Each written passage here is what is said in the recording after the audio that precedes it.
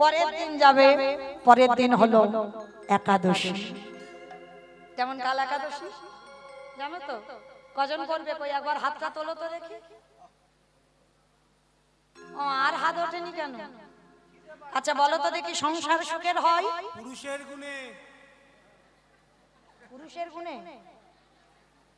রমণ কি সুন্দর বলছে দেখো, রমণীর গুণে খনার বচন। তাহলে রমণীর গুণ যদি হয় তাহলে হাত সব ওঠেনি কেন? কি গো হ্যাঁ, মনে রেখো একাদশী যারা যারা করবে না, একাদশীতে পঞ্চশস্য নিষিদ্ধ। বাবা বেশি বলার টাইম নাই, 4 ঘন্টা হয়ে গেল। সর্বনাশ, 4 ঘন্টা হয়ে গেল, আবার অধিবাস হবে তো। এই চলে যাবো আর 5টা মিনিট। কিন্তু একটু বলি, কালকে যারা যারা অন্ন সেবা করবে, অন্ন সেবা করলে একাদশী তিথিতে অন্ন সেবা যারা যারা করে, বাবা মাকে হত্যা করলে যে পাপ হয় সেই পাপের বোঝা তার কাঁধে নিতে হবে। একাদশীতে অন্ন সেবা করলে, গোমাতাকে হত্যা করলে যে পাপ হয় সেই পাপের বোঝা নিতে হবে। একাদশীতে অন্ন সেবা করলে, গুরুজিকে হত্যা করলে যে পাপ হয় সেই পাপের বোঝা তাকে নিতে হবে। আর একাদশী করবে কি করবে না ব্যক্তিগত ব্যাপার, আমি চাপিয়ে দিচ্ছি না। মনে রেখো মা, সংসার সুখের যদি রমণীর গুণে হয়, নারী শক্তি, সে যদি মনে করে বাড়িতে আজকের একাদশী সবার করতেই হবে, নারীর থেকে শক্তি হতে হবে। হ্যাঁ, ওই যে আমার ছেলেটা বাড়ি আছে, আমার বোনের ছেলে 3 বছর, কতটুকু বাচ্চা তারা একাদশী করে। আমার ছেলে সেই ছোটবেলা থেকে, এখন পড়াশোনার চাপ, আমি বাড়িতে নেই, স্কুলে যাবে, টিউশনি করবে, সব করবে, তবু একাদশী। হ্যাঁ, মনে রাখতে হবে ঘরের নারীটাকে শক্তি হতে হবে। হ্যাঁ, সনাতন ধর্মের মানুষ, হিন্দু ধর্মের মানুষ যদি কিছু কিছু কর্ম যদি না করলাম, শেষে গিয়ে কৈফিয়ত দেবে কি? শুধু গেলি, খেলি, ঘুমলি, চলে এলি, আর কিচ্ছু হলো না। অপরাধ নিও না মা, বললাম বলে। তবে চেষ্টা করো, যদি না একান্ত মাসে 2টো করে পারো, বছরে 4টে অন্তত করো। শয়ন একাদশী, পার্শ্ব একাদশী, বৈমা একাদশী, উত্থান একাদশী, এই কটা অন্তত করো। আবার একাদশীর হ্যাপি বার্থডে আছে জানো তো? যেমন আমার কৃষ্ণের হ্যাপি বার্থডে হচ্ছে, একাদশীর হ্যাপি বার্থডে নেই? অঘ্রাণ মাসে পড়ে, যেটা উৎপন্না একাদশী, ওইটা একাদশীর আবির্ভাব তিথি, মানে একাদশীর হ্যাপি বার্থডে। হ্যাঁ, ওইগুলো পালন করতে হয়, মানে মূল কিছু পালন করতে হয়। তো বিহারি 5 বছরের ছেলে আজকের একাদশীর উপবাস, ছোট্ট ছেলে, প্রত্যেক দিন ওই বিহারি যাকে বাবা বলে ডাকে, পূজারি খাবার পাঠায়, আর একাদশী মন্দিরে কাজ অনেক, খাবার পাঠাচ্ছে না, হরি বল। আর যখনই খাবার পাঠাচ্ছে না, বিহারি 12টা বেজে গেছে, জল যে 12টার পরে পাবে তাও পেতে পাচ্ছে না, বড় কষ্ট হচ্ছে। ভগবান মন্দিরে বাঁশিটা ধরে আর বাজাতে পারছে না, যাই খাবারটা একটু খাইয়ে দিয়ে আসি। তো পূজারী ভগবানের আরাধনাতে ব্যস্ত, কিন্তু ওদিকে যে ছেলেটা কষ্ট পাচ্ছে খেয়াল নেই, হরি বল। ভগবান তো প্রতিটা জীবের মধ্যে বাস করে। হ্যাঁ গো, মূর্তি সেবা করলে কাজ কি হবে? হ্যাঁ, যদি তুমি অন্য কাউকে কষ্ট দিতে থাকো। এইবার ভগবান কি করেছে দেখো, ওই পাথরের রূপ ত্যাগ করে পূজারীর নিজের ছেলে গোপাল হয়েছে, আর গোপাল হয়ে মাথায় খাবারটা নিয়ে যাচ্ছে। বিহারি রে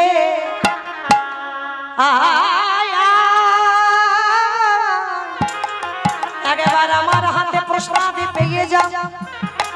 বিহারি বড় জোর করে বলছে, ভাই রে তুই এই রোদের মাঝে কেন মাঠে এলি? বলে, দাদা গো, আমার বাবা বলল আজ একাদশী, তোর বিহারি দাদাকে খাবারটা দিয়াই। এইবার ভগবানই আমার ওই ভাই সেজে নিজের হাতে বিহারীর বদনে তুলে দিল।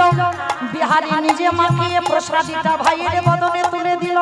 ভক্ত দেয় ভগবানের বদনে, ভগবান দেয় ভক্তির বদনে। দেখো কেমন ভক্ত আর কেমন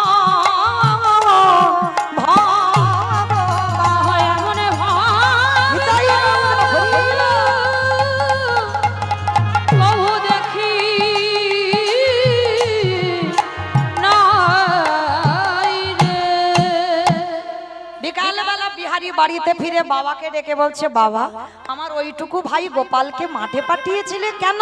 একাদশী নয় নির্জলাই হয়ে যেত, অসুবিধে তো হতো না। এবার আসল গোপাল সে বলছে, মিথ্যা কথা বলছিস কেন? আমি মাঠে খাবার নিয়ে গেছিলাম, আমার মরণ নিয়ে আমি নাকি ওর জন্য খাবার নিয়ে যাব, আমি কেন যাব? আরে ও তো যায়নি, ভগবান ওর রূপ ধরে গিয়েছিল। এরা বুঝতে পারেনি। পূজারি মনে মনে ভাবছে আমার তো বিহারীর কথা মনেই ছিল না, তাহলে আমি মিথ্যা বলছি না, আমার ছেলে গোপাল মিথ্যা বলে না, আর এটা বিশ্বাস বিহারী মিথ্যা বলে না, তাহলে বিহারীর খাবারটা নিয়ে গেল কে? আরে কে জানতে বাকি থাকে, যেই না মন্দিরের দরজা খুললো, দেখে না বাঁকা হাতে বাঁকা করে কালো শশী দাঁড়ায় আছে, হাতে আছে মোহন মাসি, মাথায় আছে মোহন চূড়া, আর চরণে দিয়ে পাথরের বিগ্রহ থেকে রক্ত ঝরে পড়ছে, উড়ানিতে লেগে আছে কাঁটা ধুলো বালি, চরণে লেগে আছে ধুলো কাদা বালি। সেই রূপ দর্শন করে কিছু বলল না। বিহারীর কাছে পূজারি গিয়ে বলছে, বিহারী শোন, আজকে থেকে তুই মাঠের কাজে যাবি না।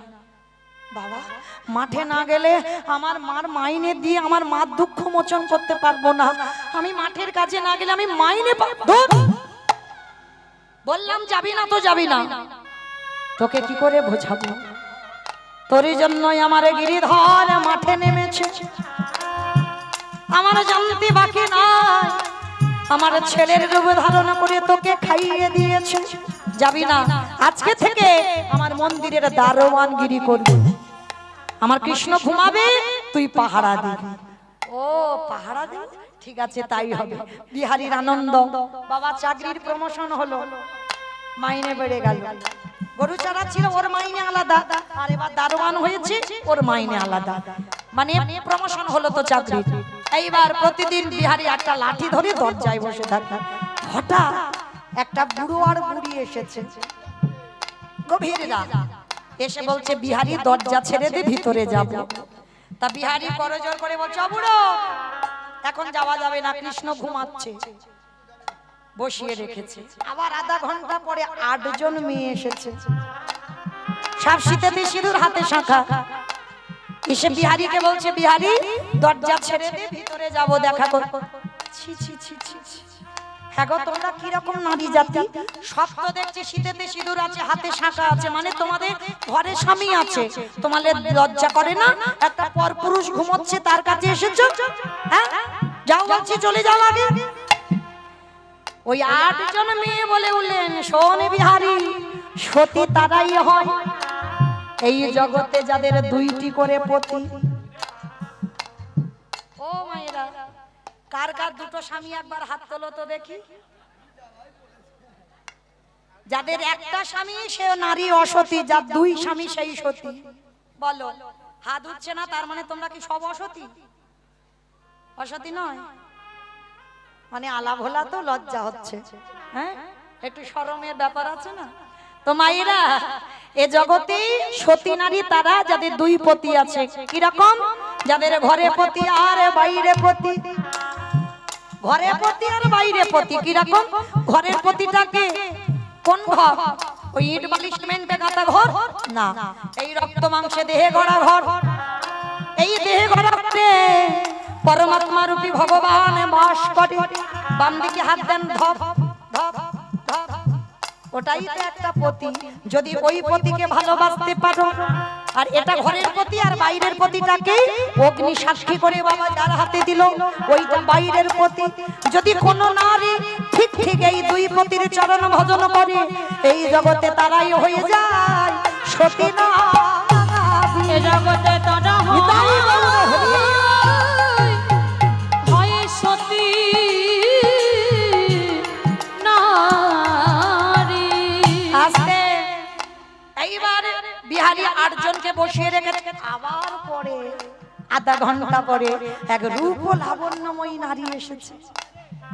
একসঙ্গে আকাশে চাঁদ সূর্য মেঘ একসঙ্গে উঠেছে, বদন দেখে মনে হচ্ছে।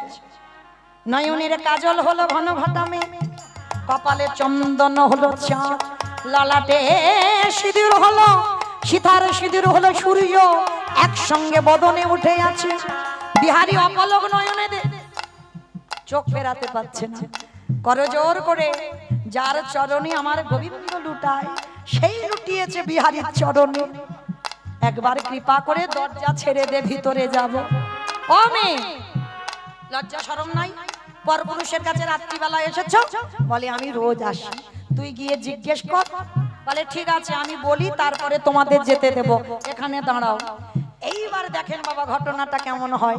বিহারী তো জানে কৃষ্ণ আমার মতো একটা ছেলে, ও ঘুমাচ্ছে, ও এটুকুই জানে, এখনো জানে না কৃষ্ণ ভগবান। এইবার ভিতরে গিয়ে চারিদিকে শুধু খোঁজাখুঁজি করছে।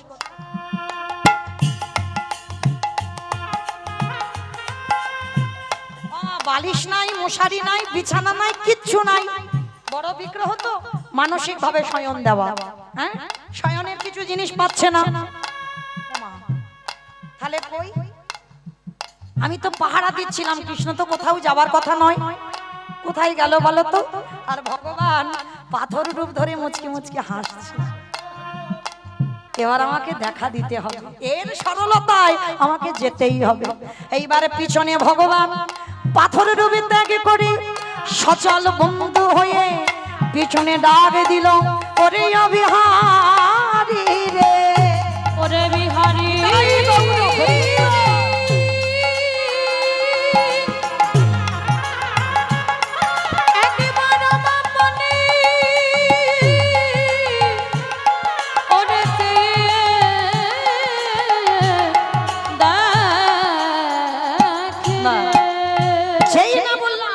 চেয়ে দেখ। বিহারী চেয়েছে, চেয়ে দেখে না বাবা পাথরের মতো একজন পাশে দাঁড়া।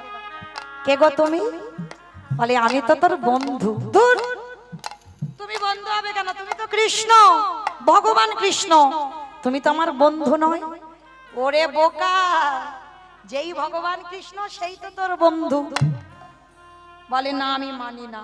বলে ওরে বোকা শোন, যে আমারে যেমন ভাবে ডাকে, কেউ যদি বলে পুত্র হয়ে যায় পুত্র, কেউ যদি বলে পতি হয়ে যায় পতি, কেউ যদি বলে বন্ধু হয়ে যায় বন্ধু, কেউ যদি বলে চরণের দাস হয়ে যায় দাস, কেউ যদি বলে ঘরের দারোয়ান হয়ে যায় বলি রাজার মতো, তার ঘরে দারোয়ান হয়ে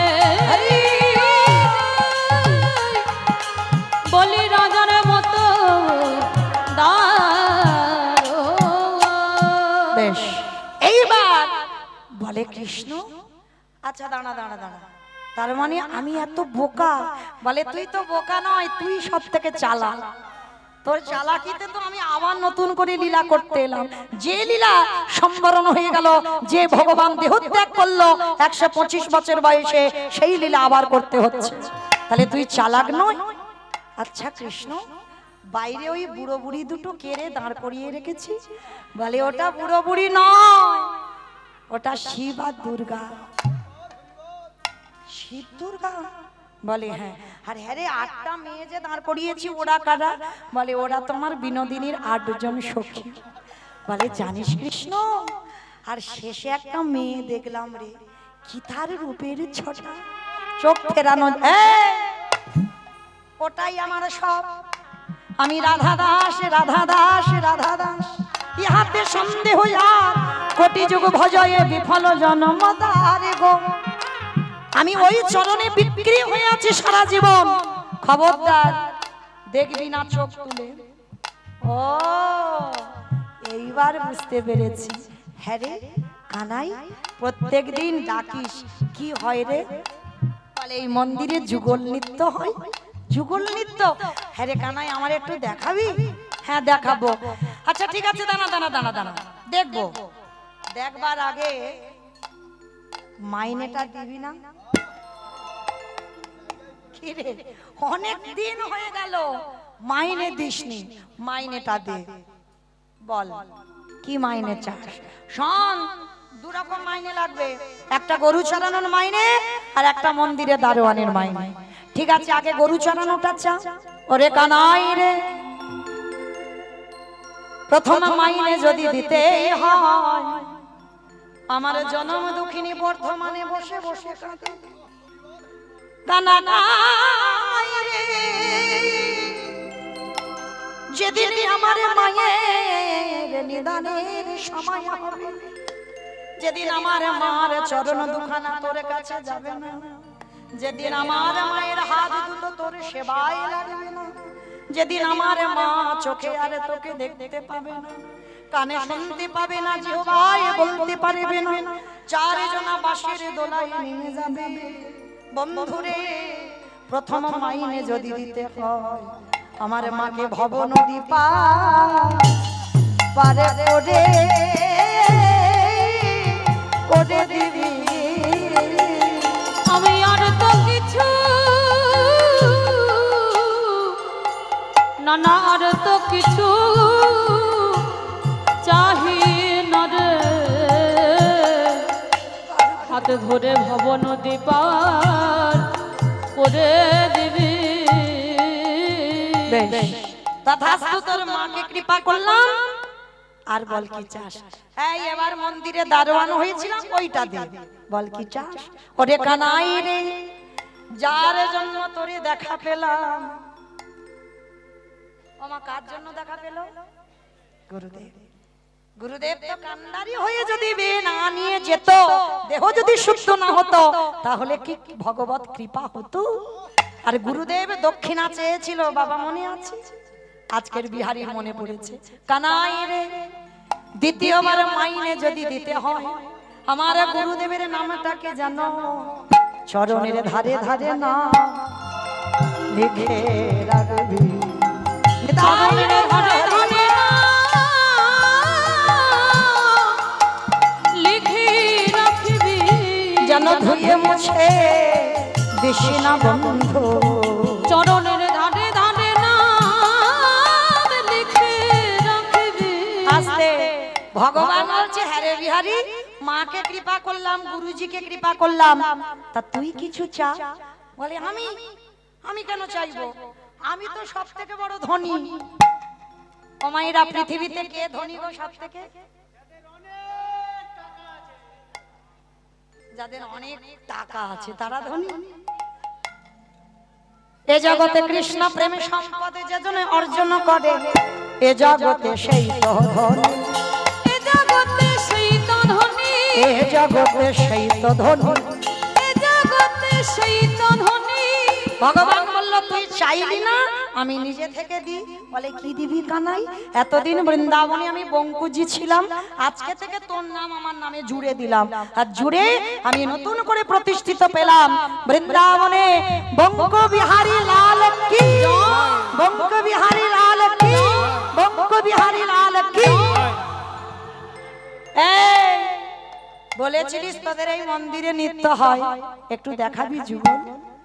তা ভগবান বলছে, ঠিক আছে দেখাবো, চোখ বন্ধ কর। হাই হাই, চোখ বন্ধ করে নাকি যুগল দেখবে?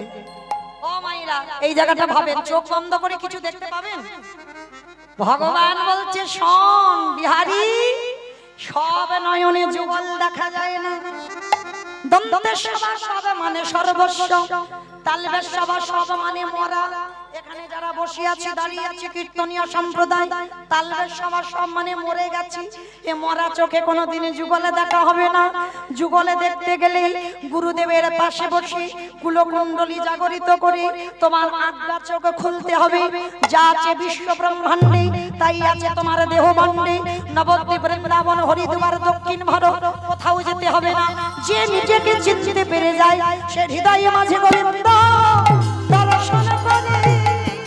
যে নিজেকে চিনতে পারে, হৃদয়ে মাঝে যুগল তার সাথে কানে।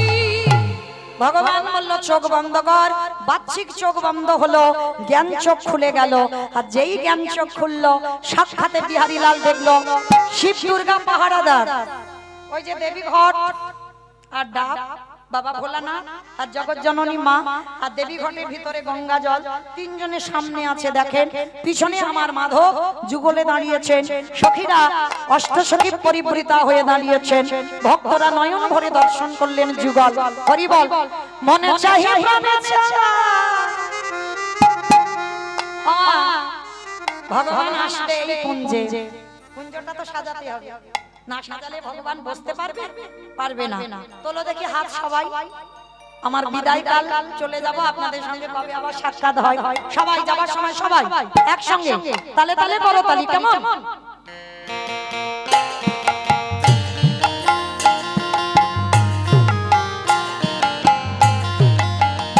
উলুধ্বনি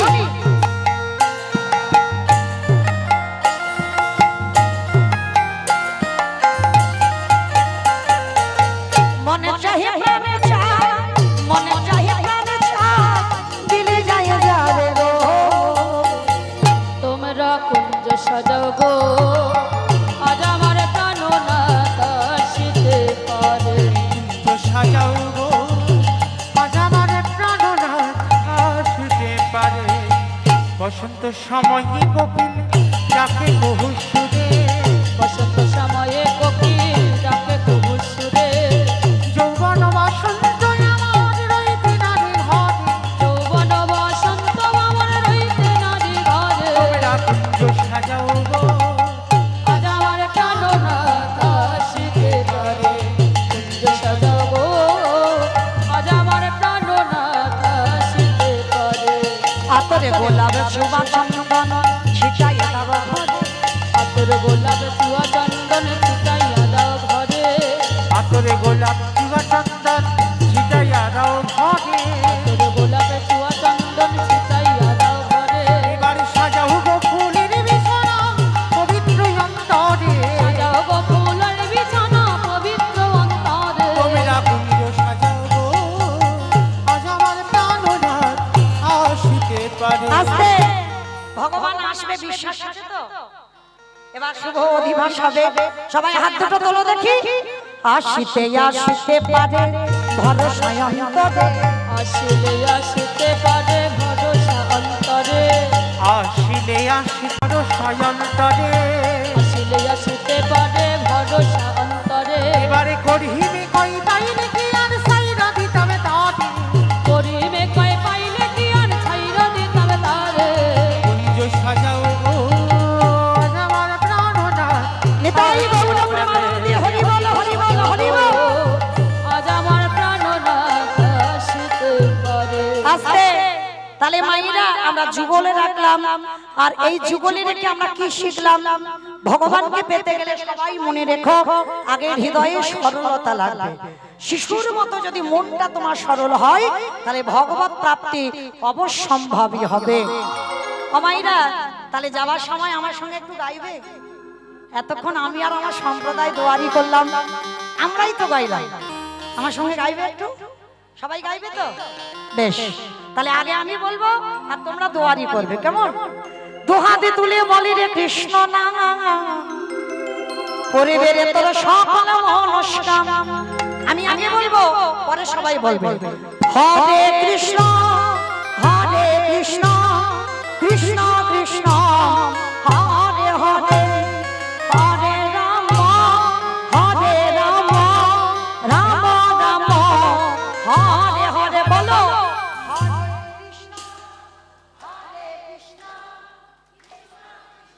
বাহ, হরি বল।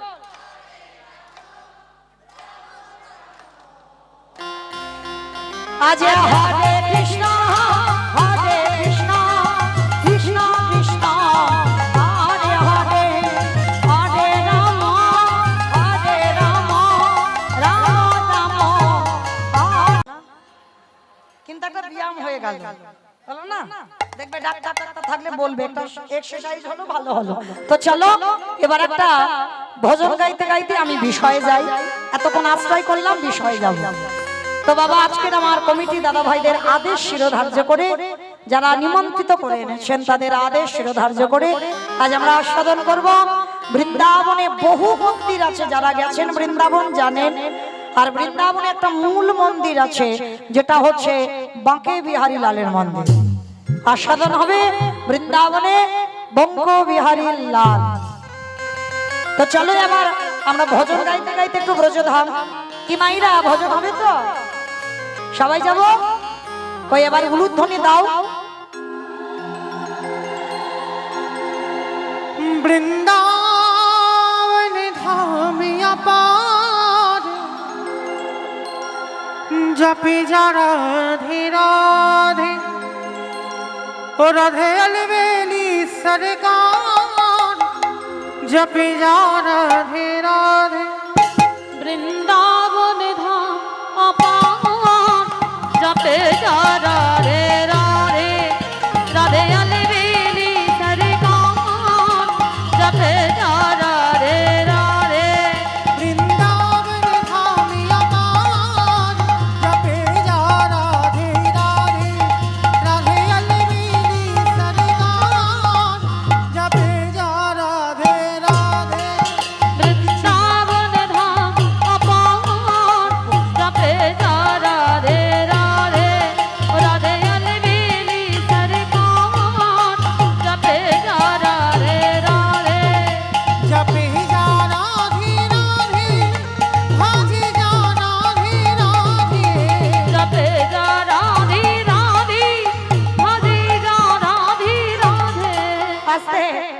মা আমি আর আমার সম্প্রদায় যা আর কেউ যাচ্ছে না, আর কেউ যাবো না, যাবো তো? তো যারা যারা যাবো ওই আর একবার দেখি হাত দুটো তোলেন, আর একবার মা কালীর দিব্যি আর বলবো না, গান বলে বলছি এইবারটা শেষ। সবাই একসঙ্গে তালে তালে করতালি দেবো, কেমন সবাই? तू वृंदावन में आयो राधा नाम न गायो वृंदावन में आलो राधा नाम लगालो तू वृंदावन में आयो राधा नाम न गायो वृंदावन में आलो राधा नाम लगालो ओ तेरे जीवन की धिका जपे जा राधे ताई गौरा खड़ी बोल, खड़ी बोल। जपे जा राधे राधे जय जय राधे राधे राधे राधे राधे राधे। ও মা বলছো সব মনে মনে বলছো? কই আমার ভাইরা যারা ইউটিউব করছো এবার একটু আমার দিকে না করে ক্যামেরা গুলো ঘুরিয়ে দাও তো দেখি, কারণ দুদিন পরে তো মা আপনাদের এই বর্ষুরের কীর্তন ঘরের বিছানায় ঘুমিয়ে দেখতে পাবে, এই একই কীর্তন। তো চলো তখন বুঝতে পারবে কার হাত উঠেছিল আর ওঠেনি। ক্যামেরাগুলো যার হাত উঠছে না সেখানে বেশি নিয়ে যাবে। তোলো দেখি সবাই একসঙ্গে তালে তালে করো, তালি দেবে কেমন প্রত্যেকে?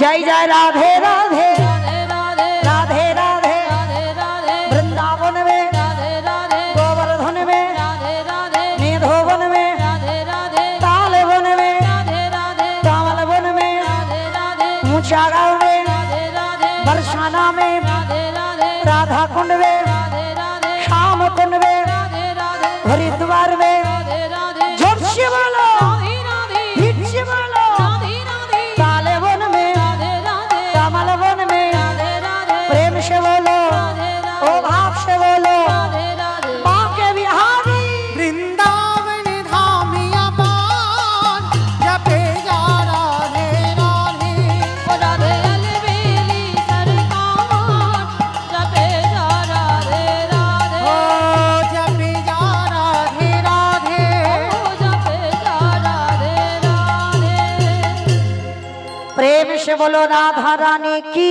जय বাবা আমি বলবো না, আপনারা বলেন জয়টা কি হলো? এত ভক্তের এইটুকু আওয়াজ। আমার তোমাদের এই বর্ষুলে শাশুড়ি বৌমাতে ঝগড়া টগড়া হয় না? এখানে হয়? আচ্ছা বেশ, ওই শাশুড়ি বৌমাতে ঝগড়া হলে যে গলাটা বার হয় একটু বের করো তো দেখি, ওই আওয়াজটা দাও, কারণ তখন তার ভাসুর শ্বশুর দেখলে লজ্জা শরম থাকে না, যে আওয়াজটা বার হয় একটুখানির জন্য কীর্তন আসরে বের করবে, কেমন? গলাটা ছেড়ে বলবে, বলো রাধা রানী কি জয় তার মানে হয়। বেশ, বৃন্দাবনেশ্বরী কি জয় যমুনা মাইয়া কি নন্দগাম কি উচ্চাগাম কি বর্ষানাম কি ভক্তবৃন্দ কি হরিবাসর ধাম কি সাধু গুরু বৈষ্ণব কি আপন আপন গুরু চরণ কি কমিটি ভাই সব কি হরিনাম যজ্ঞ কি মহাপ্রসাদ কি নিতাই গৌর প্রেমানন্দে হরি বল।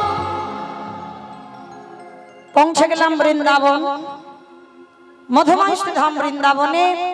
লীলাটা আজকে কারার নয়, লীলাটা যখন কারার লীলা বাবা, তখন কারার দিনে কোনো গাড়ি ঘোড়া ছিল না, পায়ে হেঁটে যাতায়াত, কেমন? তো চলেন আজকের আমার লীলা। এই যে বৃন্দাবনে বঙ্কু বিহারী, ভগবানের নাম ছিল বঙ্কুজি, পরবর্তী দিনে বিহারী লালটা যোগ হয়েছে। কে সেই বিহারী? কত বড় ভক্ত, যার নাম ভগবান নিজের নামের সঙ্গে জড়িয়ে দিয়ে বৃন্দাবনে প্রতিষ্ঠিত হলো বৃন্দাবনে বাঁকে বিহারী লাল। চলো সবটা জানবো আজকের আমাদের বিষয়ে। তবে সবার কাছে নিবেদন, যতক্ষণ লীলাটা হবে একটু মন দিয়ে শুনবেন, অনেক কিছু জানতে পারবেন, কেমন? চলো। তবে একটা কথা বাবা, আমার মায়েদের জিজ্ঞাসা করি, মা সিরিয়াল টিরিয়াল দেখো? দেখে না, কিন্তু এটা বিশ্বাস হলো না, দেখে না, দেখে কম বেশি। আচ্ছা আমি দেখতে বারণ করছি না, দেখো সব দরকার, কীর্তনও শুনতে হবে, আবার সিরিয়ালও দেখতে হবে, সব সংসারী মানুষ মানে সব কিছু করতে হবে। দেখো অসুবিধা নাই। আচ্ছা আমার জানা নাই কতক্ষণ করে সিরিয়াল হয়? 1 ঘন্টা করে। 1 ঘন্টা করে? আধ ঘন্টা, বেশ, মানে দেখে আধ ঘন্টা করে হয়, বেশ। আচ্ছা এই যে আধা ঘন্টা করে সিরিয়াল হয়, আচ্ছা গোটা আধা ঘন্টা হয়? হ্যাঁ, অ্যাডভার্টাইজ মানে কত মনে রেখেছে, অ্যাডভার্টাইজ দেয় 3 বার। তার মানে দেখো দেখো বেশ, তার মানে হিসাব করলে বাবা 15টা মিনিট মূল কাহিনী হয় আর 15 মিনিট অ্যাডভার্টাইজ দিয়ে কাটায়, তাই না? তাহলে ভেবে দেখেন মা, এই যে 15 মিনিট হয়তো সিরিয়ালটা খুব জমে গেছে, হঠাৎ যদি অ্যাডভার্টাইজটা দেয় কিরকম মনে হয়? মনে হয় না যে দেওয়ালে যেন মাথাটা ঠুকে দিয়ে, হয়তো মানে সিরিয়ালটা তো জমে গেছে কিন্তু করার কিছু নেই, ইচ্ছা না থাকলেও দেখতে হয়। কেন হয়? কারণ যে কোম্পানিগুলোর অ্যাডভার্টাইজ আমরা দেখি ওইগুলোই কিন্তু ওই কোম্পানিগুলো সিরিয়ালটা চালায়, যার জন্য আমরা ঘরের বিছানায় ঘুমিয়ে ঘুমিয়ে দেখতে পাই, শুয়ে শুয়ে দেখতে পাই। কারণ ওরা যদি সিরিয়ালটা না চালাতো তাহলে দেখতে পেতেন না। কি বাবা, হিসাব তো সেটা বলে, ইচ্ছা না থাকলেও দেখতে হবে। আচ্ছা আমি হঠাৎ করে কেন বললাম বুঝতে কি পেরেছো কেউ? ওই যে প্রথমে বলেছি তলিয়ে যেতে হবে, কথা বলার কারণ একটাই, এই যে এতক্ষণের অনুষ্ঠান, এত দিনের অনুষ্ঠান, জন্মাষ্টমী উপলক্ষে কীর্তন, এই যে আমাদের মতো দূর দূরান্ত থেকে কীর্তনিয়াদের এনেছেন নিমন্ত্রিত করে। আপনারা হয়তো সবাই আমাকে মোবাইলে দেখেন, সাক্ষাতে হয়তো কীর্তন শোনা অনেকেরই হয়নি, আজকের হয়েছে। কিন্তু যারা আমাকে এনেছেন তাদের জন্য আমি আপনাদের কাছে একটু 10 মিনিট চেয়ে নেব, বেশিক্ষণ নয়, 10টা মিনিট চেয়ে নেব। কেন? কারণ এই দুর্যোগের মধ্যে দিয়েও আমার কমিটি দাদা ভাইরা এই জন্মাষ্টমী উপলক্ষে, প্রভুর আবির্ভাব তিথি উপলক্ষে কীর্তনটা করাচ্ছেন। ভালো করে ভেবে দেখবেন মা, তারা কিন্তু নিজেরা পেটে খাওয়ার জন্য চাইনি, নিজেরা ব্যাংক ব্যালেন্স করবার জন্য চাইনি, শুধুমাত্র গোবিন্দ সেবার জন্য। আমার দাদা ভাইদের সঙ্গে এই প্রথম সাক্ষাৎ, কিন্তু মন্দির এখনো অসম্পূর্ণ, এখনো সম্পূর্ণ হয়নি।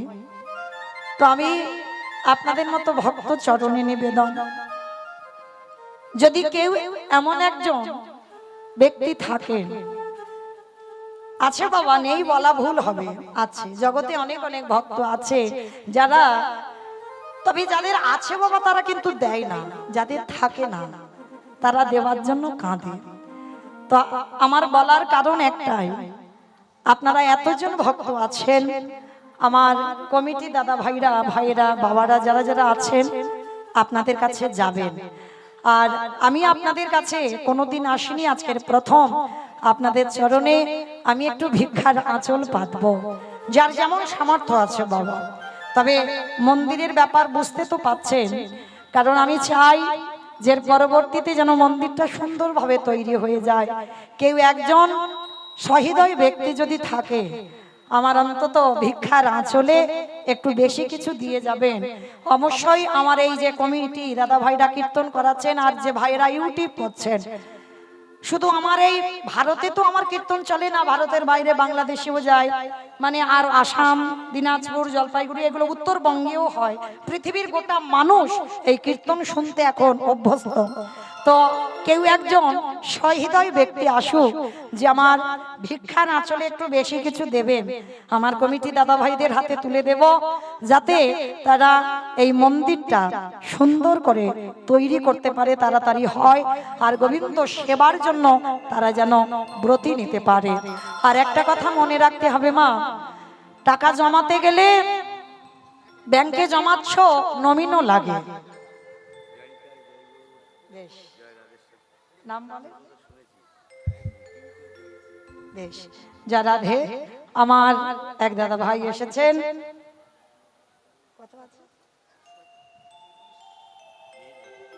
মিহির ভট্টাচার্য মহাশয়, চিচুড়া পিয়ারা বাগান থেকে এসেছেন, 135 টাকা ভগবত সেবায় দিয়েছেন। আমার ভগবান যেন ভক্তের মনোবাসনা পূর্ণ করে দেয়। প্রণাম করতে হবে না, 100 টাকা দিয়েছেন। আর এক ভাই গোবিন্দ মন্দির নির্মাণের জন্য। আর এক দিদি ভাই 100 টাকা দিলেন। তো মাইরা আর এক বোন 101 টাকা 101 টাকা দিয়েছেন। রাধে, একটা থালা আমি একটু দিতে বলবো আমার কমিটি দাদা ভাইদের। আমাইরা বেশি কিছু হবে না, সব 150, একটা 500 আসবে না গোবিন্দ সেবার জন্য। আর এক ভক্ত ভাই 200 টাকা দিয়েছেন গোবিন্দ মন্দির নির্মাণের জন্য। আর এক বাবা 200 টাকা দিয়েছেন গোবিন্দ মন্দির নির্মাণের জন্য।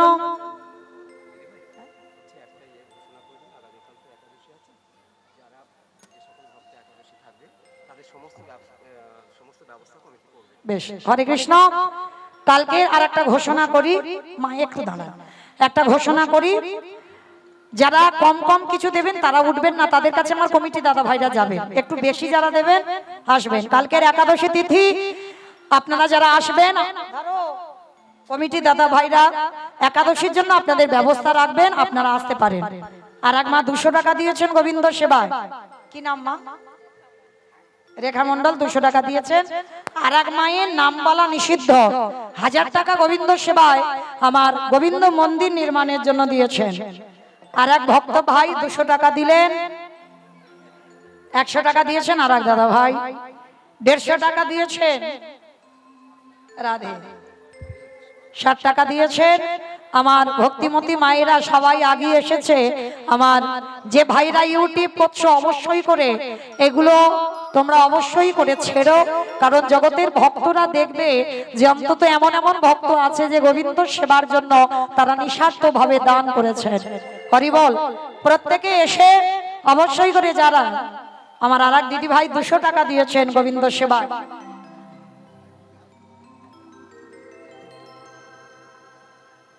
রাধে।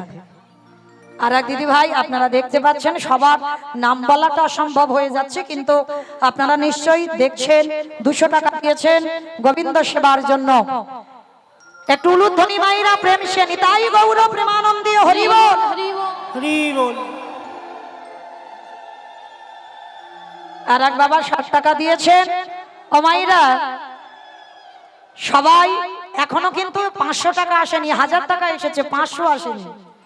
আর এক ছোট্ট ছেলে 100 টাকা দিয়েছেন গোবিন্দ সেবায়, কারণ আমার রাধারানী সেবার জন্য অন্তত কেউ আসুক 500 টাকা দেবার জন্য ভগবত সেবায়, আমার জন্য নয়, আমার কমিটি দাদা ভাইদের জন্য নয়। রাধে। আর এক মা 101 টাকা দিয়েছেন। কি নাম বলে? কি নাম প্রচার নিষিদ্ধ, ইচ্ছুক নয় নাম বলতে। 500 টাকা দিয়েছেন গোবিন্দ সেবায়। নিতাই গৌর প্রেমানন্দে হরি বল। হরি বল। হরি বল। আর এক মা এসেছে 500 টাকা দিয়েছেন, আপনারা দেখতে পাচ্ছেন। জয় নিতাই, জয় গৌর, জয় রাধেশ্যাম। আপনাদের যার যেমন সামর্থ্য কমিটিকে দিয়ে উপকার করবেন। জয় রাধে। আর যারা যারা আসতে পারছেন না আপনারা বসে থাকবেন, আমার কমিটি দাদা ভাইরা ভিক্ষা নিয়ে, ভিক্ষার ঝোলা নিয়ে যাবেন আপনাদের কাছে। নাম বলতে ইচ্ছুক নয়। আরো একটা দিদি ভাই 500 টাকা দিয়েছেন গোবিন্দ সেবায়। নিতাই গৌর প্রেমানন্দে হরি বল। হরি বল। হরি বল। জয় রাধে। অমাইরা 100 হলো, 50 হলো, 200 হলো, 500 হলো, 1000 হলো, 1500 হবে না? হরি বল। বুঝতে পারছি। জয় রাধে।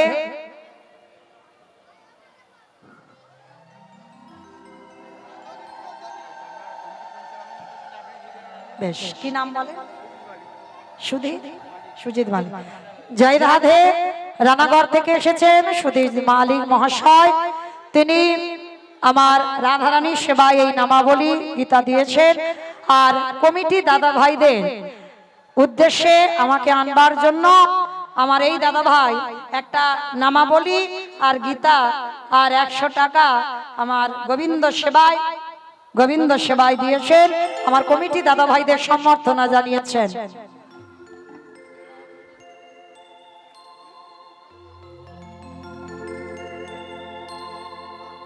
নিতাই গৌর কৃষ্ণ প্রেমানন্দে হরি বল। হরি বল হরি বল। যে রাধে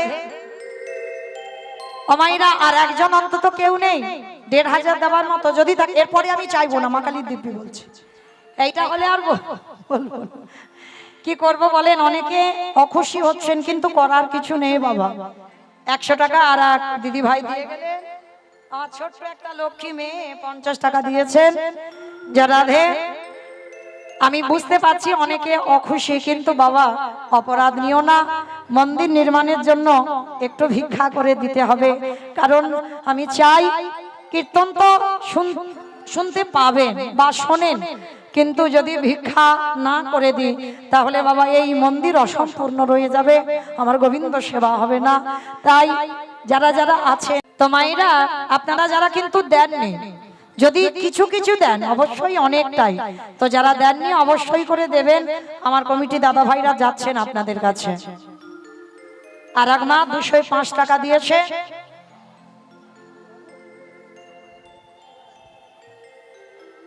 উলুধ্বনি মায়ের একবার। যে রাধে আমার মায়ের অনেক দিনের ইচ্ছা ছিল আমাকে একটু হৃদয়ে জড়ায়ে ধরবে, আশা পূর্ণ করেছেন রাধারানী। কিন্তু আশাটা পূর্ণ শুধুমাত্র আমার কমিটি দাদাদের জন্য হয়েছে, আমাকে নিমন্ত্রিত করে এনেছেন তার জন্য। তাহলে আমি চাই আপনারা সবাই কিছু কিছু, আমার কমিটি দাদারা আমার দিদি ভাইরা গেছেন, অবশ্যই যাচ্ছেন আপনাদের কাছে, সবাই কিন্তু দেবেন। কেমন? নিতাই গৌর প্রেমানন্দে হরি বল। হরি বল।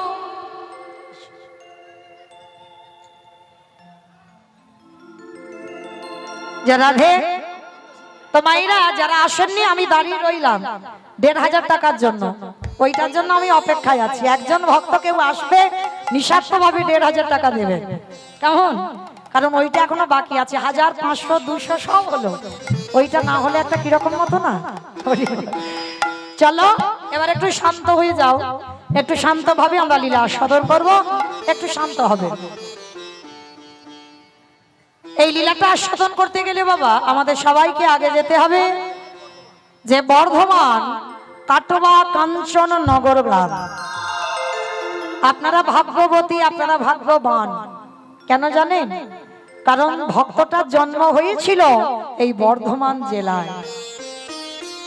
কি গো, আপনারা ভাগ্যবতী নয়?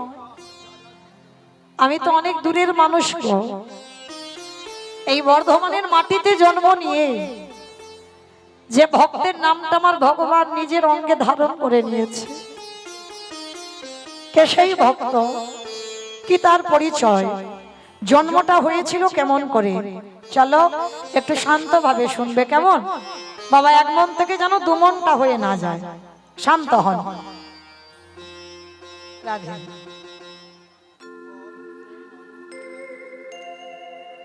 এই বর্ধমান জেলায় কাটোয়া কাঞ্চন নগর গ্রাম, কাটোয়া কাঞ্চন নগরে এক ভক্তিমতী নারী বাস করতেন, যার নাম ছিল বাবা মায়াবতী ঘোষ। স্বামীর নাম ছিল দ্বিজ ঘোষ। আচ্ছা বাবা বলো তো, ভগবান কৃষ্ণ কাদের ঘরের ছেলে?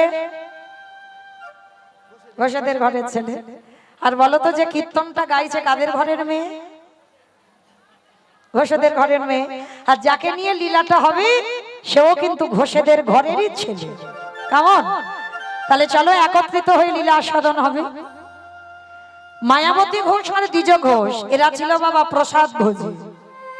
বাবা প্রসাদ ভোজী মানে অবশ্যই বোঝেন, ভগবানকে দিয়ে পায় যা কিছু, মানে একটা জলও যদি পায় তো ভগবানকে দিয়ে তবে প্রসাদই পায়। তো আজকে একদিন হঠাৎ মায়াবতী দ্বিজ ঘোষের চরণটা ধরেছে, স্বামী তোমার কাছে আমার একটা নিবেদন, আমি তো জীবনে তোমার কাছে কিছু চাইনি। আস্তে মা আস্তে আস্তে, কথা হয়ে যাচ্ছে কেন এত? কি সুন্দর ছিলে গো, সেই রকম আবার একটু সুন্দর ভাবে বসেন, পরিবেশটাকে একটু শান্ত করে দাও। আমি বুঝতে পারছি একটু ভিক্ষাই গেছে, ওই জন্য একটু গন্ডগোল হচ্ছে, একটু শান্ত করে দাও পরিবেশটাকে, না হলে কিছু বুঝতে পারবেন না, গন্ডগোল হয়ে যাবে।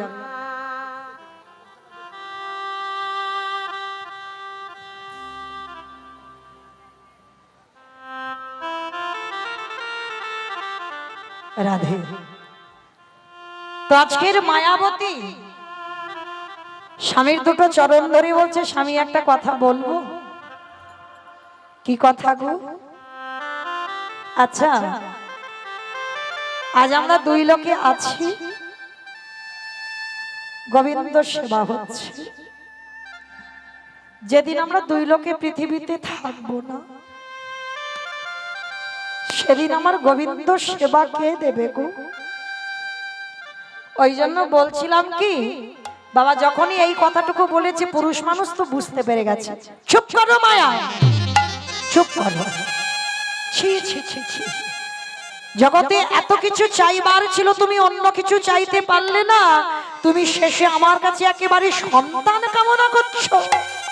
ছি ছি ছি ছি মায়া, আমি ভাবতেও পারিনি যে তুমি আমার কাছে সন্তান কামনা করবে।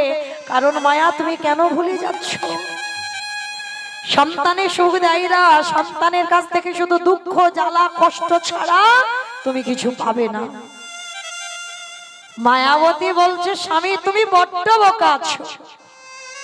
আমি কি একবারও বলেছি যে আমি মহাভারতে গান্ধারীর মতো আমার 100 ছেলে হোক? আমি কি একবারও বলেছি যে আমার 5টা সন্তান হোক মা কুন্তির মতো? আমি তো বলেছি আমার একটা সন্তান হোক। দ্বিজ ঘোষ বলে উঠলেন, মায়াবতী একটা সন্তানের যে জ্বালা, দুটো সন্তানের যে জ্বালা, 5টা সন্তানের যে জ্বালা, আর একটা সন্তানের ওই একই জ্বালা। খবরদার, তুমি জীবনে কোনোদিন আমার কাছে চাইবে না যে আমার সন্তান দাও, ঠিক আছে? কিন্তু জানো স্বামী, সন্তান চেয়েছিলাম আমি একটা কারণে, আমার অবর্তমানে তোমার অবর্তমানে গোবিন্দ সেবা দেবে। কে গো মায়েরা, সন্তান ভগবানের কাছে চাওয়া এই জন্য, তাই কি নয়? নাকি তুমি ছেলে বৌমার কাছে ভাত পাবে বলে সন্তান, নাকি তোমার পিণ্ড দান করবে বলে সন্তান?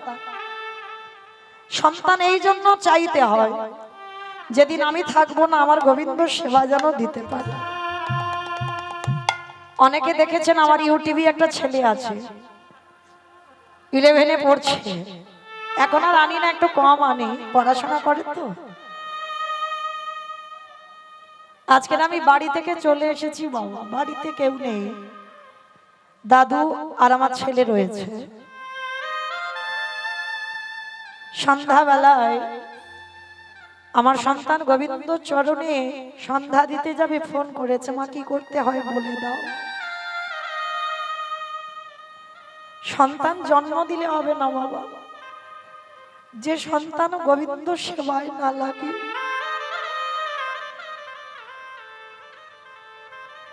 যে সন্তান গোবিন্দ সেবার কাজে না লাগে, সে সন্তানের জন্ম দিয়ে কোনো লাভই হয় না। যে সন্তান পিতামাতাকে ভক্তি না করে, সে সন্তান জন্ম দিয়ে কিছু হয় না। আপনাদের কাছে একটাই নিবেদন, আমি চাকরিওয়ালা ছেলে চাই না, আমার ছেলে অনেক বড় চাকরি করুক, এসব কিছু চাই না। শুধু একটাই প্রার্থনা, সে যেন কৃষ্ণ চরণের দাস হতে পারে। নিতাই গৌর প্রেমানন্দে হরি বল, হরি হরি বল, হরি বল। মায়াবতী বলছে, স্বামী আমার বড় ইচ্ছা, আমার অবর্তমানে আমার গোবিন্দ সেবা দেবে কে? দ্বিজ ঘোষ বললেন, মায়া ভগবানের কাছে চাইতে নেই, তুমি শুধু ডাকার মতো ডেকে যাও, ফল দেওয়ার মালিক তো তিনি বসে আছেন। তোমার ডাক যদি সঠিক হয়, তোমার ভালোবাসা যদি সঠিক হয়, ঠিক তোমার কোল আলো করে কাউকে না কাউকে পাঠাবে। ঠিক আছে স্বামী, তুমি যখন বলছো, আজকে থেকে আমি আমার ভগবানের কাছে কিছু চাইবো না। কিন্তু জানো স্বামী, যখন ছোট ছোট ছেলেদেরকে আমি কোলে নিতে যাই, আর তাদের মারা কে বলে জানো, আমি কোলে নিলে নাকি ওদের অমঙ্গল হবে, আমি নিঃসন্তানী, আমার মুখ দেখা মহাপাপ। মায়া, ওদের কথাই তুমি মনে কিছু করো না, শুধু তাকে ভজন করে যাও, ডেকে যাও। আর দেখবে না চাইতে এত কিছু দেবে, তুমি রাখবার জায়গা পাবে না। ঠিক আছে, তুমি যখন বলছো চলো, সন্ধ্যা হয়ে গেছে, আরতির সময় হয়ে গেছে, বলো বলো কেন আমাদের কেউ মা বাবা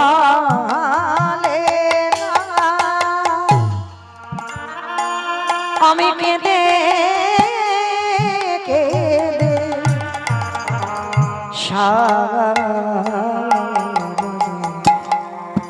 ওগো ধন রত্ন চাহিনা আমি রাজসুখ কিছু চাই না তোমার কাছে, শুধু কৃপা কর আমারে। বলতে পারবে আমি এত ডাকি এত কাঁদি, তুমি আমার ডাক কেন শুনতে পাও না? আমার চোখের জল তোমার চরণে কেন যায় না? কি আমার অপরাধ, কি এমন কর্ম করেছি যার জন্য তুমি আমার কথা শুনতে পাও না? ভক্ত বাৎসল্য ভগবান বুঝতে পেরে গেল ভক্তের আকুল আর্তনা। দৈববাণী করল, মায়াবতী তোমার কোল আলো করে আমি কাউকে না কাউকে পাঠাবো, কিন্তু মনে রেখো মায়াবতী, তোমার কপালে লেখা আছে, তোমার ভাগ্যে লেখা, তোমার অদৃষ্টে লেখা, তুমি সন্তান গর্ভে পাবার পর তোমাকে একটাই পথ বেছে নিতে হবে।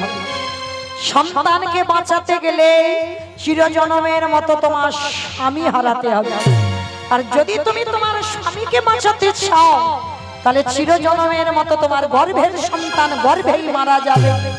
চিৎকার করে বলে উঠল দয়াময়, বলো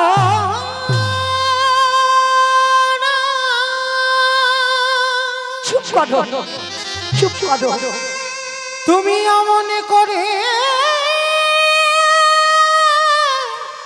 বলো না, কি আমার অপরাধ করেছি? আমি যে শহীদ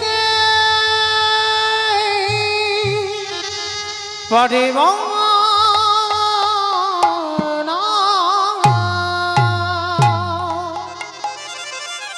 মায়াবতী তুমি যতই কাঁদো তোমার এটাই অদৃষ্টে লেখা আছে, ছেলেকে বাঁচাতে গেলে স্বামীর মৃত্যু হবে, স্বামীকে বাঁচাতে গেলে তোমার সন্তান গর্ভেই মরে যাবে।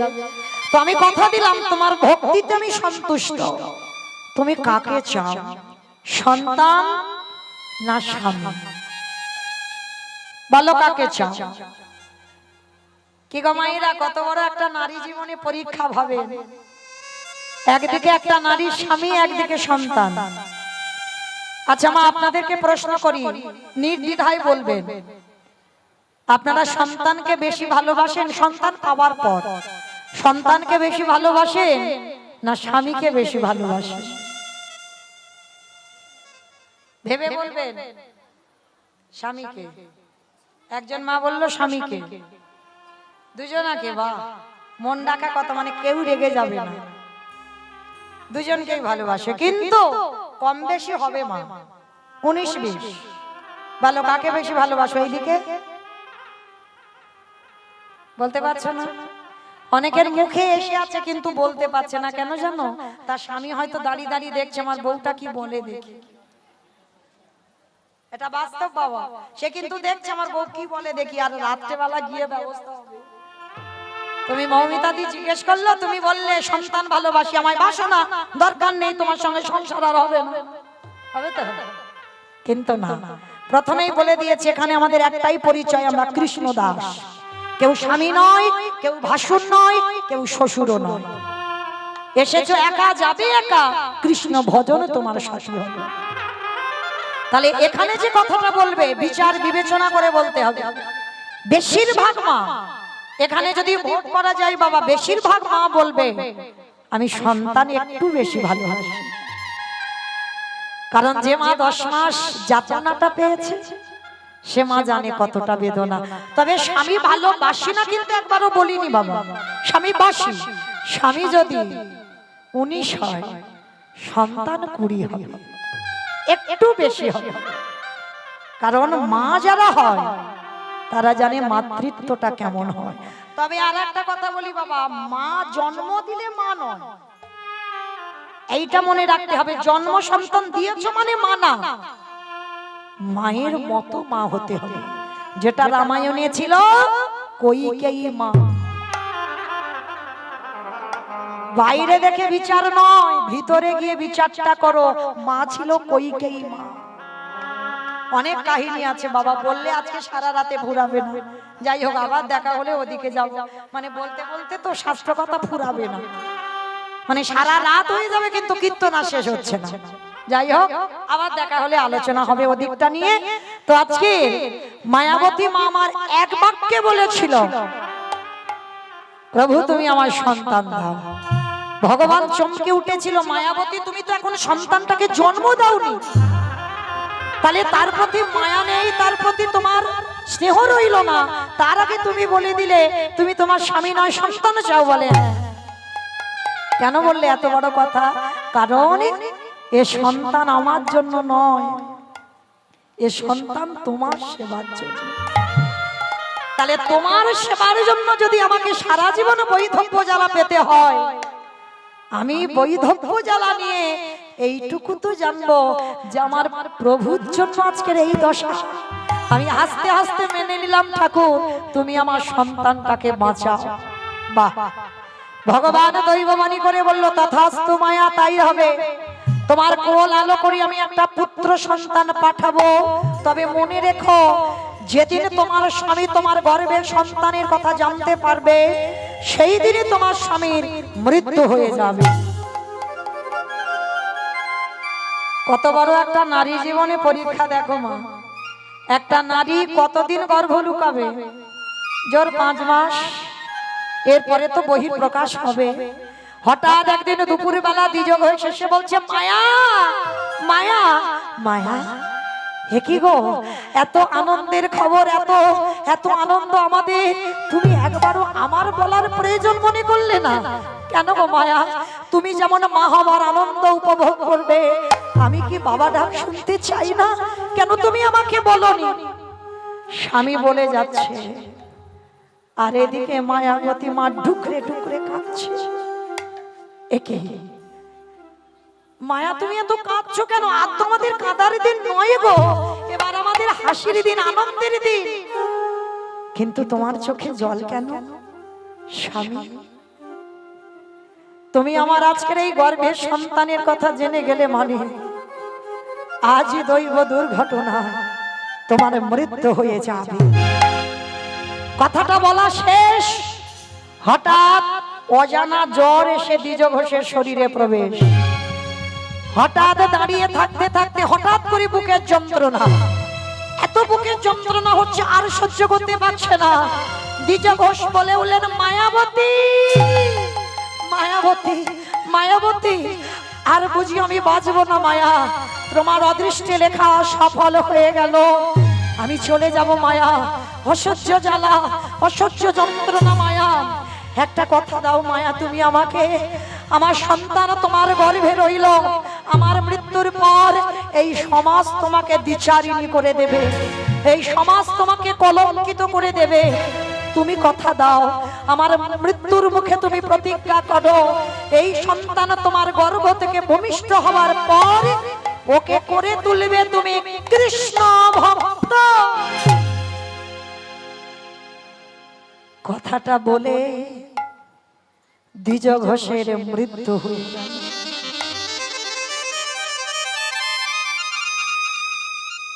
যেই না মৃত্যু হয়ে গেল, মায়াবতী কেঁদে উঠলেন, দয়ামা, এটা তুমি কি করলে? সন্তানে চেয়েছিলাম আমি তো তোমার সুখের জন্য, আর তোমার সুখের জন্য সন্তান চেয়ে আমাকে বৈধব্য জ্বালা পেতে হলো। কে বলেছিল আমার এমন সুখ দিতে? ওগো দয়ামা,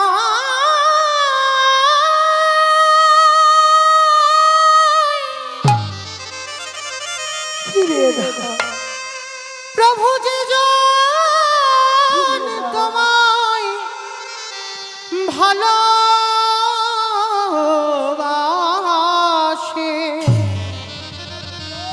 তারে কি এমনি করে কাঁদিতে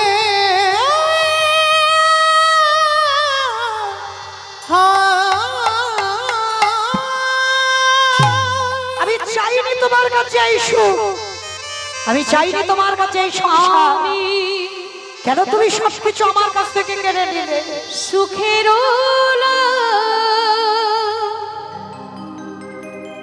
লাগে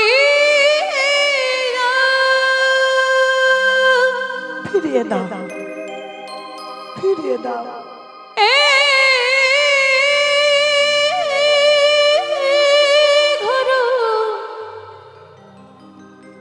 বাঁধিনু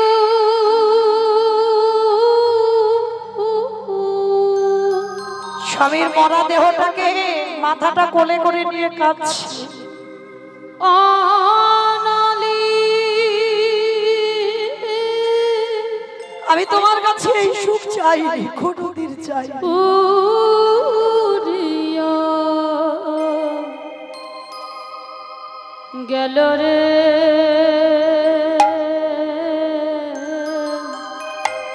ফিরিয়ে দাও আমার স্বামীকে, ফিরিয়ে। অনলি উড়িয়া গেল। বলে দাও আমি একদিনের ছেলেটাকে কি করে মানুষ করব, আমি কি করে ওকে মানুষ করে বড় করব? কেন তুমি চলে গেলে?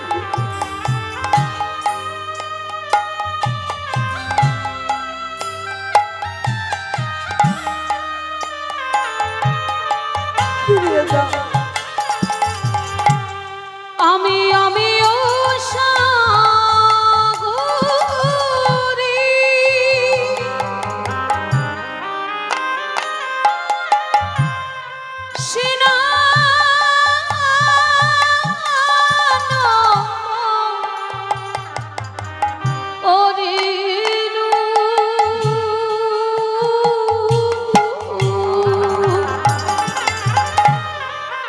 সাগরে ভেলো রে কেন চলে গেলে তুমি আমার ছেলে? সকলি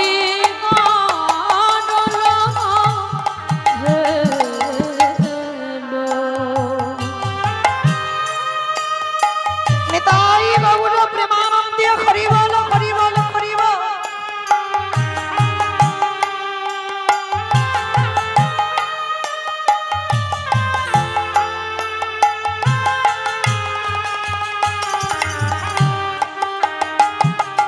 আমি সাগর সেদিন মানিক লোকালো সাগর সেদিন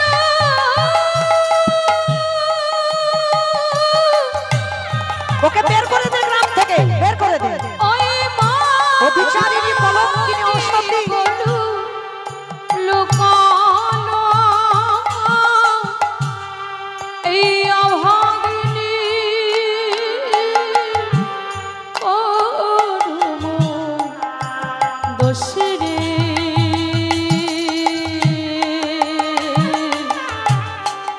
অভাগিনীর কারণ দোষ সুখের লাগিয়া নিতাই বাবুরা প্রেমানন্দে হরি বল, হরি বল।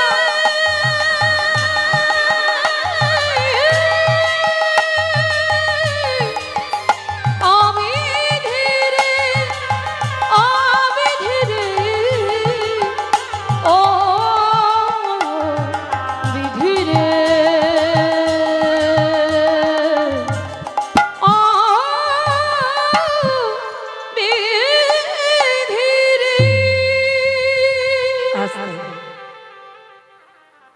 মা বসে বসে কাঁদছে আর বলছে, ভালো করে ভেবে দেখেন মা, সন্তান ভালোবাসি বলে এই নয় যে স্বামী বাসি না।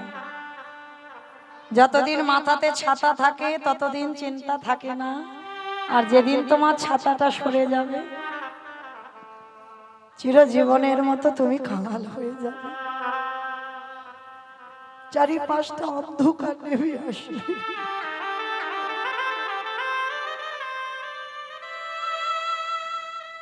মরার আগে দ্বিজ ঘোষ যেটা বলে গেল সেটাই হলো। গ্রামের লোকজনের এসে বলে যাচ্ছে, তুই হলি দ্বিচারিণী, কলঙ্কিনী, অসতী, তোর গর্বের পাপের কথা শুনেই তো তোর স্বামীটা মরল। কাকে বলবে বাবা, কাকে বোঝাবে? এরাই কৃষ্ণ ভক্ত। কৃষ্ণ ভক্ত যদি হয়েছ, তোমাকে মীরাবাইয়ের মতো কলঙ্কিনী হতে হবে, রাধারানীর মতো তোমার অসতী হতে হবে।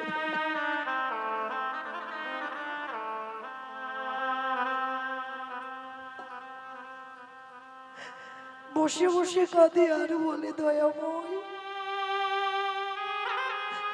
এই ছেলেটাকে আমি আবার কি করে মানুষ করব? গ্রামের লোকজনেরা বলেছে, সকালবেলা হলে যেন তোর মতো পাপীর মুখ দেখতে না হয়, বেরিয়ে যাবে, কেউ যেন মুখ দেখতে না পায়।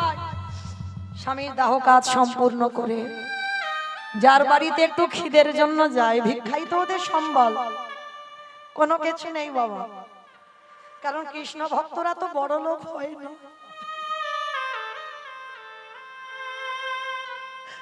কৃষ্ণ ভক্ত যদি হয়েছ তুমি, দিনহীন পথের ভিখারি কাঙাল। যদি বলো আমার কথা না, তাকিয়ে দেখেন মহাভারতে বিদুরের কথা। পারলে পারতো না অট্টালিকার উপরে থাকতে, থাকেনি। খেত, কৃষ্ণকে দিত কলার খসা, খুদের অন্ন, শাক সিদ্ধ। লক্ষ্য করে দেখেন সুদামা ঠাকুর স্ত্রীর পরনে একটা ভালো পোশাক দেবে সেটাও পারত না, শত ছিদ্র। যারা যারা জমিদারি ছিল তারা পথের ভিখারি হয়েছে। দেখেন লালা বাবু, রঘুনাথ দাস গোস্বামী, নরোত্তম দাস ঠাকুর, রূপ সনাতন, এরা ছিল বাবা হোসেন সাহেব একজন অর্থমন্ত্রী, একজন মুখ্যমন্ত্রী।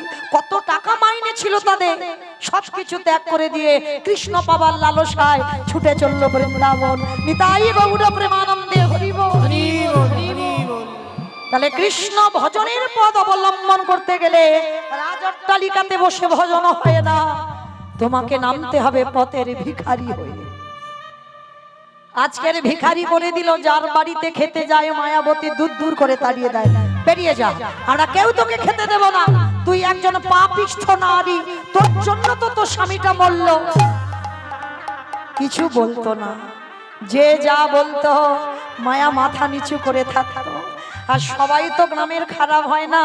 গ্রামের শেষ প্রান্তে একটা বাড়িতে কাজ পেয়েছিল মায়াবতী, সকাল থেকে সন্ধ্যা পর্যন্ত যাবতীয় সংসারের গর্ভবতী মা কাজ করে। এই বর্ধমান জেলাতে কাটোয়া কাঞ্চননগরে। আর সেই বড় লোকটা খেতে দেয় কি জানো, ভগবানের প্রসাদী হতো, ভোগ লাগাতো, ওই একটু করে ছোট্ট বাটিতে করে প্রসাদী দিত।